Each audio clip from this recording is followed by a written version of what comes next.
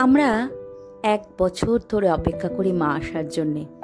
বাঙালির সব থেকে বড় উৎসব দুর্গোৎসব। তাই মায়ের আগমন বার্তা দিয়ে যায় এই পেঁজা তুলোর মতন মেঘ। অনেকদিন পরে না একটু বেগুন ভাজা খেতে ইচ্ছা করছে, সেই লম্বা লম্বা বেগুন ভাজা। যখন ছোটবেলায় কোনো অনুষ্ঠান বাড়িতে যেতাম, কলা পাতার উপরে এরকম লম্বা লম্বা বেগুন ভাজা দিত। এখন তো আর সে পাটাপাট নেই। কলা পাতার উপরে এক ফালি লম্বা বেগুন ভাজা আর মাছের মাথা দিয়ে ছেঁচড়া, সেগুলো এখন ইতিহাস। আমাদের ফেস্টিভ্যাল আসতে চলেছে আর কদিন পরে, আর মাত্র কটা দিনের অপেক্ষা। তাই আমাদের বাঙালির ঘরে এখন মাঝে মাঝেই বেগুন ভাজা, ছোলার ডাল, কুমড়োর ছক্কা এগুলো হতেই থাকবে। তোমরা জানো তো, আমার বাড়িতে না একটা শিউলি গাছ আছে, কিন্তু সেটাতে না এখনই ফুল ফুটবে না। যখন কালী পুজো হবে তখন সেটাতে ফুল আসে, একটু দেরিতে। তারপরে যখন আমাদের রাস পেরিয়ে আমার বাড়ির কালী পুজো হবে, তখন সেটাতে ভরে ভরে শিউলি ফুল হয়, আর সারা বাড়িটা শিউলি ফুলের গন্ধে মম করে।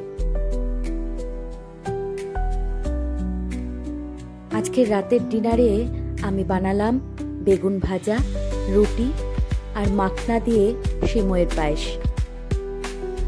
খেয়েছো তোমরা কখনো মাখনা দিয়ে সিমইয়ের পায়েস? আমি তো ফার্স্ট টাইম বানালাম। ঠিক বানালাম কিনা তোমরা যদি কেউ এভাবে বানিয়ে থাকো, আমাকে অবশ্যই কমেন্ট বক্সে জানিও।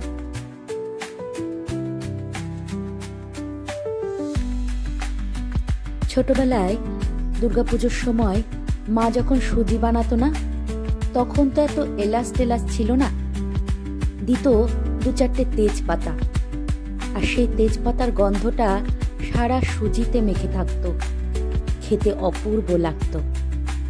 এখন তো তেজপাতার কোনো গন্ধই পাওয়া যায় না।